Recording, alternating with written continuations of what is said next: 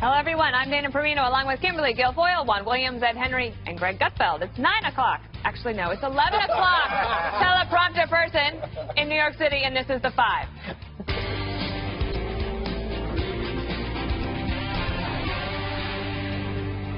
President Trump takes on the Taliban, the nation's 45th president, addressing the country tonight, laying out his strategy in Afghanistan, where America has been fighting for nearly 16 years, the longest military engagement in U.S. history.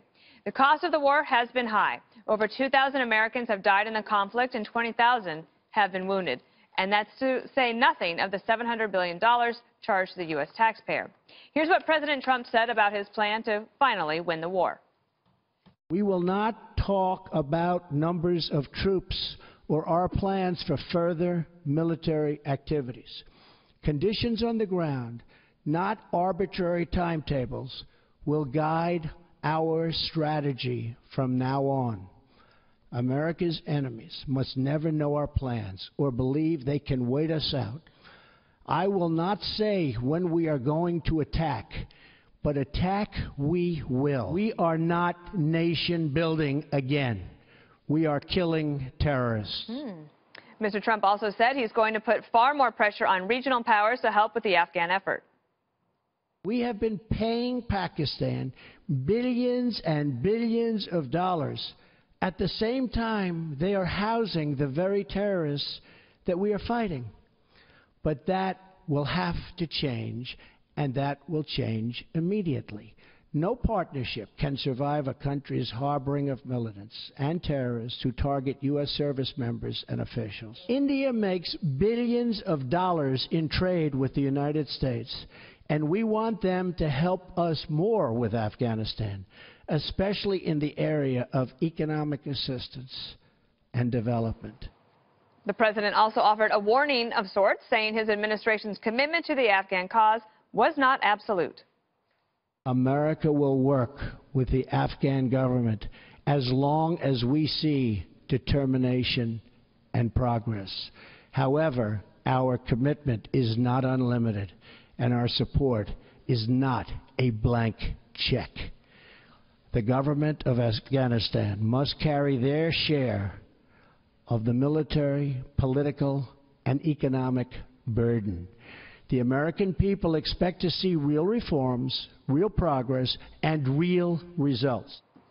All right, so a primetime address by the president. This was a policy that had been under discussion, Ed, for many months at the White House. It was one of the first things the president asked for was for a review of everything.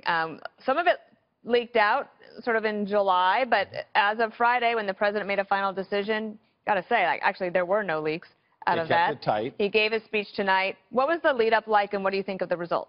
I saw you on Twitter saying that you were stunned by the lead-up not being that exciting in terms of there was no build-up. I mean, this is a president giving his first major foreign policy address. He's talking about war and peace, and he's talking about finally winning this war, by the way, which is a big deal. And it's like his first primetime address. Absolutely, especially on a policy issue of this gravity. Here's the bottom line, one word, leadership. He stepped up to the plate tonight. He had a rough week last week, and he said, I am going to show leadership. He admitted that basically this is a flip-flop. That's not easy for any president to do, especially this president, who likes to show that he's tough, right? He said again and again, before he was running and when he was running, going back to at least 2011, get out. And he said, if I'm elected, I'm out. Enough with the money, enough with the lost lives, enough with the misadventure. But he said, look, I got behind that desk in the Oval Office, and I was elected to make tough decisions. This is a tough decision, but he kept using the other word, not just leadership, win. We're going to win. I think where it got fuzzy is he's going to have to come up with more details. And his supporters, when you say that, say, wait a second, we don't want to tell the Taliban how we're going to win. I get that. But you have to at least have some sort of a blueprint about beyond, yes, he said, we're going to kill terrorists. Everyone wants to kill terrorists. And we're going to stop nation building. And I think that's something people can rally around. Absolutely. But how you're actually going to do that, he still didn't lay out the details. However, big picture here, it was a leadership moment for him. He stepped up to the plate big time. Kimberly, I thought one of the big news parts of the speech that might have seemed subtle, because he didn't dwell on it too much, was the fact that he called out Pakistan in particular, and then he leaned towards India more. So this is a broader regional strategy that he was trying to lay out, and basically putting Pakistan on notice. Like, we know what you're doing, harboring these terrorists. We're not going to accept it anymore. And those countries pay very close attention to what the President of the United States says. So if Pakistan thinks that the President of the United States has India in its favorite column, that will maybe get them to do something about it. Yeah, and this, for me, was my favorite part of the speech. For me, this was the headline. This was the lead, because, you know, it's about time, because Pakistan has been harboring terrorists and supporting the Haqqani network, and they've been receiving untold amounts of money and support. It's supposed to be coalition building to help fight and counter terrorism measures. What have we gotten for our money? What have we gotten? You know, they had Osama bin Laden living large over there.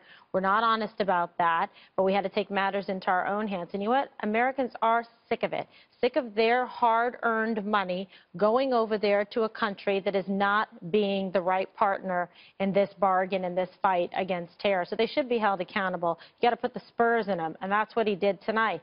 And in terms of having a, you know, a strategic plan, I mean, I trust that he's going to listen to Matheson, to Kelly. They agreed that pressuring Pakistan is the right way to do, to squeeze them to get more out of their effort, which really has been middling to none up to this point. And look what President Trump, he said he was going to do this with ISIS. We've already been able to see that he's been beating them back. So I count on him to do the same here. And it is tough. He did say, and basically do an about-face about Afghanistan. But you know what? He's listening to the people in the theater. He's listening to the special operators, special forces there, the CIA agents. And they're telling him this is what needs to be done. And putting more troops there, making that commitment, that is leadership and that is courage. And saying, you know what, I didn't have the information before, I have it now, and I'm going to follow through and do the right thing. Excellent cowgirl reference, by the way. Did you like that? The Spurs, excellent. I caught that. A couple of things that he's not able to spell out directly, because Greg will say, I am not going to tell you exactly what we're going to do. So one of the things that we don't know, although we kind of know, is that the rules of engagement have changed. Right. The way that we're doing intelligence in the region is changing. The way we're sharing it is changing. And you're kind of smiling. I'm not sure why. Because it's a smirk. Ed was giving me the eye. Oh, okay. Well, that's interesting. Kind of eye. So what I was going to ask you was, did President Trump just make the decision that leaving was worse than staying? And if you're going to stay, you may as well try to win it. I think so. I mean, he's a typical neocon globalist. No, I kid. Actually, you knew this was different. How did you know this was different? One key factor. He said Pakistan, not Pakistan. Yeah. And when you heard that, you go, oh, things are changing. Things are going down. The man is saying Pakistan. Thank goodness. And so you knew that this wasn't the news. This was a shift. This was a shift. And so now he's looking at like the way Pakistan is to the Taliban is the way China is to North Korea. And so he's saying, okay, this is your mess, buddy. You got to clean it up. That leads to the next part, which is the mission statement. He finally gave a mission statement that was localized and specific and practical, which is, hey, he's telling the world, we're not into, and he's also telling people like Rand Paul, and he's telling a lot of people, this isn't nation building anymore. We're just here to kill terrorists. It's like a guy who's saying, look, dude, I'm just here to paint the roof. I'm not, you know, doing any demolition. This is I'm a union guy, can only do one thing. I mean, he's making it. Shingle the roof. Yeah, shingle the, no, sometimes you can paint the roof. So it's like a subcontractor. Yeah, subcontractor. We're just here to do that. And the reason why, this is important, the reason why is what we're dealing with is not, this isn't like World War II, which we finished in under 4 years. This is, we keep talking about length with this. And it's because this isn't really a war. What it is dealing with something that will never go away, and that is radical Islam. The goal here in Afghanistan and elsewhere is to prevent terror and nuclear holocaust. You prevent terror by seeking out the terrorists, and you prevent nuclear holocaust to make sure that the dirty bombs or any nukes that Pakistan has ends up in the hands of these terrorists. So the only way you can do that is by constantly being there. I'm sorry, but you can call this a neocon fantasy, but as long as there is Islamism, we're going to have to be out there, and we're going to have to be looking for these terrorists. And it's just something that's going to be there. That's why the idea of always bringing up 16 years and 17 years, this is not the, this not is the way to measure it. The world has changed. We aren't fighting Japan. We aren't fighting a nation state. We are fighting a loosely knit group of factions that are all over the place. That morphs and recreates. Yeah, it keeps changing. And when you think it's going to die, it comes right back up because it's an idea. Isn't it interesting that an America First president now has strung together his bigger victories are on the world stage, standing down with North Korea, pushing them back. And now on the domestic front, he's struggling on taxes and health care and trying to get that back on track. But on the world stage, he's showing more leadership than his critics ever thought. Juan, so he talked about the NATO partners needing to pay more and to help more. I don't know if they gave him enough credit for things that they have done up to now. I mean, they have had sacrifices and losses as well. And there has been some help. But one thing that was different that had been sort of leaking out a little bit was that the president might try to reach out to the Taliban and go to talks with them. When he gave the final speech tonight, that was really not in there. It's sort of soft-pedaled, so he might be a little bit more skeptical on that because some thought that talking to the Taliban and signaling that was like giving a date certain like President Obama did, which would basically just let them wait us out. Well, I did make my eyes flip over when I heard him say that he would allow the Taliban to be included in a new government for Afghanistan. We've never said such a thing. The Taliban's been our enemy. They've been killing Americans. They're part of the problem. And then you have them in cahoots with ISIS, the ISIS network that exists within Pakistan and in Afghanistan. But, you know, I think there are a couple interesting things here. One, off the top, the president's clearly trying to get away from what happened last week in Charlottesville. He spent, I would say, a quarter of the top of the speech talking about racial healing, that's our next U.S. block, military, and all that stuff. Yeah, that's the B block. But I'm just telling you, I don't think there's any way getting away from the idea that he is still reacting to Charlottesville and trying to move away from it, and trying to move away from it by projecting strength as a military leader. So he's surrounded now by all the generals. Steve Bannon is gone. Steve Bannon, who opposed the idea of staying, suggested that we either outsource it, you know, hire some people, maybe some private soldier types, some mercenaries, or just pull out, just leave, because he said there's no political payoff. And with that base that he has, really, his base is in line with the President Trump who was tweeting, hey, too much money, too many deaths, what are we getting out of this? And I think they still have that question because tonight, you know, I didn't hear any specific number. Fox News and others are reporting it's about 4,000. Nobody thinks 4,000 troops are going to make a huge difference on the ground. The second thing is he didn't lay out a timeline. He didn't say, here's exactly what I want to do. So this was in reaction to President Obama having expressed a timeline. But the question then becomes, so exactly what is the U.S. commitment? How much longer can we be there? And we're not involved in nation building. He's taking a shot at President Bush on that front, taking a shot at President Obama here. But the question comes back to, okay, you're letting the generals and the military advisors set your course. Well, what exactly is a victory? It should be that it would be a stable Afghanistan where a threat to the United States cannot be generated. But that is too much. Trying to measure that and saying to people, oh, well, this will be done in 2 years, like that's giving people false hope, and he didn't do that tonight, and that's part of leadership too. I mean, I think that's really hard is to not be able to define it. And Kimberly, there have been successes. So on that point, let me just say to that point then. So what you're saying is it's open-ended. Because he said this is not open-ended, this is not a blank check. But you just said before that, you said he's letting the military commanders decide this stuff. Why is that a bad idea? Because, no, he's surrounded himself with Give generals. them the flexibility. General Kelly, right, McMaster, and others. They know more about it than I do. They know more about it than the president does. No, they should be informing the president, but he needs people who will say to him, listen, wait a second. Not only do we have political concerns here in the United States about the fact that we have this longest war in U.S. history, but there are concerns and other ways to go at this to succeed. I think he's starting to reflect that in terms of going at Pakistan.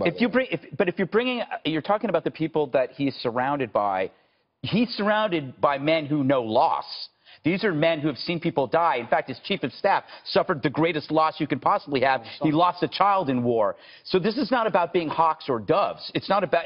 These are thoughtful, careful warriors. Yeah. Who know what it costs. So it's like when you talk about it being open-ended, I think they're talking about it being specific, small, agile, and ruthless, meaning that when you have a mission, you're going to go in there and do it as quickly as possible and get rid of them. It's not a large, static army that becomes a target. It is small, agile, and ruthless and brutal, and we'll take it to them as quickly as possible. No, I think the Hawks are screeching tonight. The Hawks are screeching at the White House because When it was suggested that it just be a counterterrorism operation, they said no. We want to do more, and what we want to do is to try to get the Afghan army up on its feet so that they can fight the war for their own country. That's what he said. Okay, but how long have we been trying that strategy? Well, here's the thing. I mean, I do think that there had been some ambiguity in the previous administration and that the Afghan government did not know. And so, the president has several audiences all at once tonight. One was the military, so important for them to hear what he has to say. There's the citizens at large, there's the enemy, and then there's the allies like NATO, and then there's the Afghan people and the Afghan government. So now they can wake up in the morning, or they probably are already awake given the time change. Good morning. And they wake up and they say, look, guys, here's our chance. He said he's with us. It's not open-ended. We have got to get our act together. And Kimberly, I'll give you the last word. Thank you, Dana, for trying to repeatedly come to me. God bless you. So Trump's Wait, I have one more thing, Kimberly. Zip it, buddy.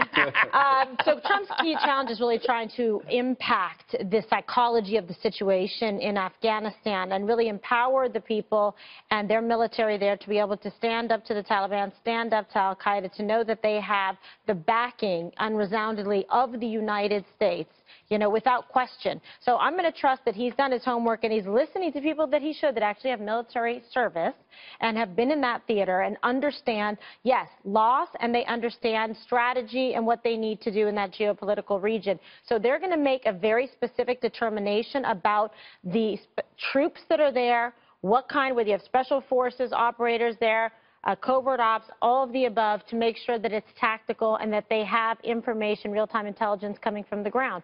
Let them do their job. I'm going to take him at his word for that. Wait, and they need Taliban, not Taliban. Taliban. Yes. And there have been a lot of successes preventing terrorist attacks, preventing the safe haven, providing space for girls and young children to be able to go to school, and women to be able to leave their homes without fear. And ending the Pakistan sanctuaries, because the Taliban always has some place, some hole to crawl back into, and Pakistan has been harboring them. Shame on you. Go and blow up their sanctuaries.